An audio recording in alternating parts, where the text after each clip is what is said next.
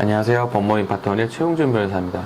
이번 시간에는 일전에 한번 말씀드렸는데 왜 변제율이 100%가 나와도 개인회생을 해야만 하는지에 대해서 다시 한번 말씀드리고자 합니다.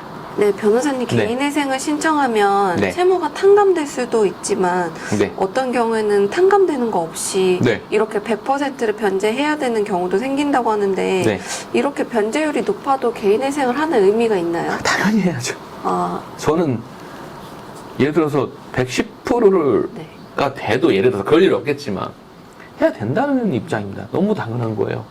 그러니까 그 이유가 뭐냐면 이게 채무는 기간이 오래될수록 그 약간 뭐라고 해야 되지?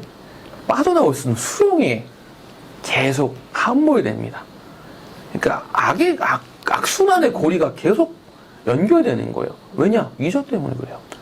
이자 때문에. 그러니까 이게 대부분의 분들에게 공통적인 현상인데 어떤 내 지금 버는 경제적인 소득 수준으로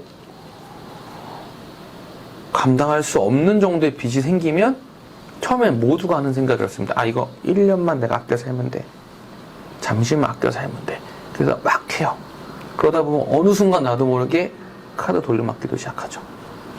그러다가 카드 돌려막기라는 거는 결국 카드나 이자에 대한 건 계속 그 기간이 누적되고 있는 거거든요.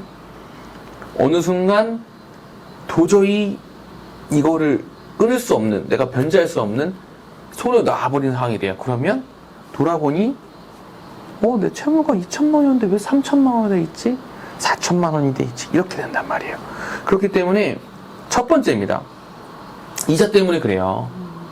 이자 때문에 이자를 끊는 게 그나마 1금융권인 분들은 괜찮으세요. 뭐해서 직장이나 아니면 기존의 본인의 신용 때문에 대출을 이제 실행하였던 금융회사가 1금융권 우리가 아는 우리은행, 신한은행 이런 곳이다. 그러면 그나마 합리적인 이유죠. 지금 금리가 올랐다 하더라도 두 자릿수 미만의 금리잖아요. 근데 이제 급하게 돈을 소위 말하는 급전을 쓰면 제2금융권, 제3금융권인데 이런 것들은 이자 자체가 법정 최고금리인 20% 가까이 되는 곳들이 너무 많아요.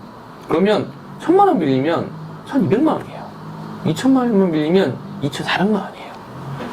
그리고 이런 곳들이 과연 급전을 한 번만 빌릴까요?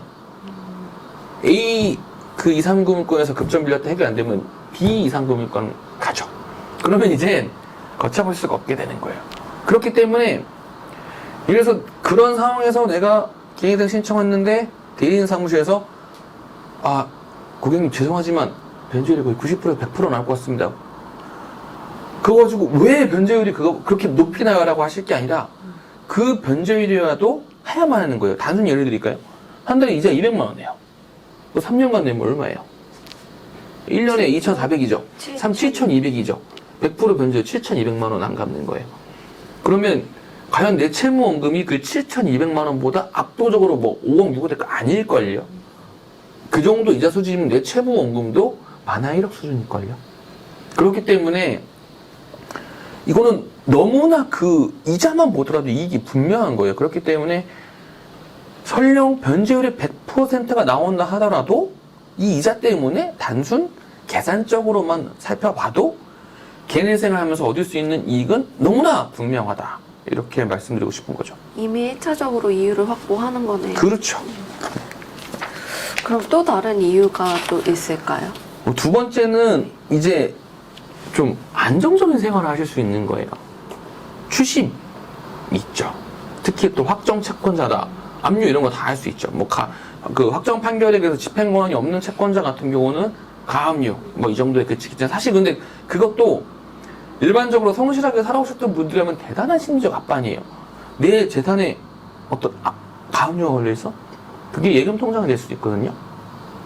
그러면 뭔가 계속 안 돼요. 그리고 가압류 이런 게 걸려있으면 예를 들어서 아주 당연하게 대출 기간 연장을 승인받으실 수 있던 분들이라도 안 되기 시작해요. 결국 정상적인 생활이 안 되는 거예요. 근데 확정 채권자다? 경매 들어와요. 심지어는 조금 더 악의적이라고 표현할 수 없죠. 근데 조금 더 적극적인 채권자는 유체동사 압류 들어와요. 어느 날 법원 집행가에 띵동띵동 눌러요. 집안에 집기 뭐가 있는지 해요. 그리고선 딱딱딱지 붙여요. 유치동사 압류가 왜 이게 조금 대단히 꺼려지는 거냐면 예를 들어서 테레비, 냉장고 이런 게 경매를 어디 제3의 장소에서 하는 게 아니라 그 집에 가서 해요. 집에 가서 이거 얼마 하고 거기 모이는 사람들이 혹가하는 거예요. 내 안락한 보금자리 했던 내 집에 갑자기 오늘은 모르는 사람이 들어와서 내 집기를 얼마 이렇게 하는 거예요. 대단히 금전을 떠나서 너무 모멸적이고 수치스럽고 심리적으로 그렇죠. 타격이 엄청나겠네요. 유치동사 압류가 오히려 부동산 압류 경매보다 채무자분들에게 더 심적인 압박을 끼치는 거예요. 그리고 뭐 더 있죠. 뭐 재산명시 신청하고 이러면 법원에 취소도 해야 되고 재산명시 신청했는데도 안 되면 그 다음에 채무불이행자 명부등재 신청이 있어요. 이 채무불이행자 명부등재가 한 번 되면 나중에 개인회생이나 파산 이런 걸로 해서 면책해가지고 면책됐다는 게 없으면 못 지워요. 그럼 계속 당연히 실용상 그리고 내 하다못해 카드 한 장 만드는데도 문제가 생기는 거죠. 이렇게 다만 이런 모든 일들이 개인회생에서 만약에 처벌에 금지명령 또는 금지명령에 설령 안 났다 하더라도 개시 결정을 받는 순간 모두 막을 수 있어요. 다 막을 수 있어요. 왜냐? 판사가 못하게 하니까. 네. 금지명령이나 개시 결정에 그런 효력이 있거니까 이런 것들 때문에 안정적인 내가 지금 채무 초과 상태이고 경제적 파산 상태이긴 하지만 그래도 안정적으로 삶을 영위하면서 내 생활을 지킬 수 있다. 일상생활을 그렇죠. 하면서 채무 조정을 할 수 있다는. 이게 두 번째 이점입니다. 혹시 또 다른 이유도 있나요? 예. 그리고 마지막으로는요. 저희가 하다 보면 이 사건을 이제 진행을 하다 보면 뭐 채권자 수가 3, 4곳, 4, 5곳인 분들도 있지만 대단히 많은 경우로 10군데, 20군데 이상의 채권자분들이 있으신 분들이 있어요. 그런데 더 말씀드리고 싶은 건 그 채권자보다 금액이 대단히 경미해요.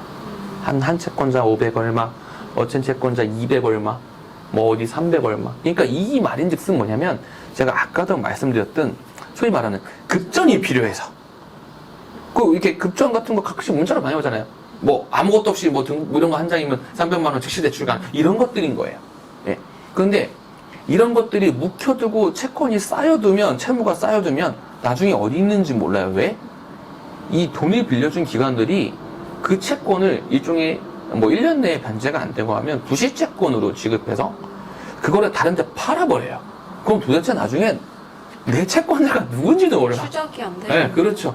근데 결국에는 내 채권 채무관계가 너무 혼잡해져요. 그런데 이것을 개인회생 신청이나 혹은 개인파산 제도를 이용해 도산제도로 들어오게 된다면 한번 싹 통합 정리가 가능해요.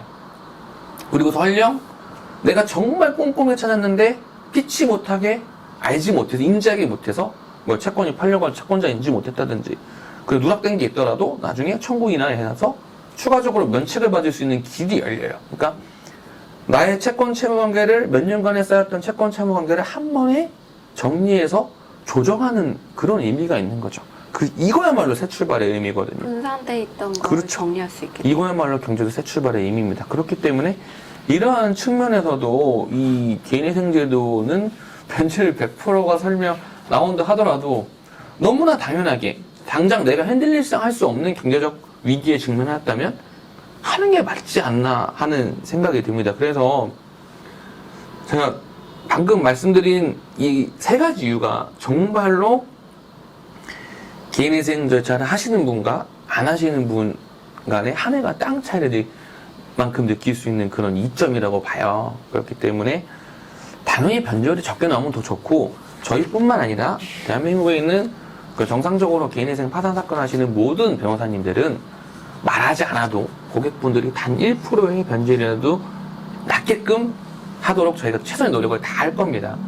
그렇기 때문에 뭐 낮으면 더 좋겠지만 그렇지 않고 설령 뭐 80%, 90% 경우에 따라서 100% 가까운 변제율이 나온다 하더라도 개인회생 제도를 이용하시는 것을 저는 적극 권장드리는 겁니다.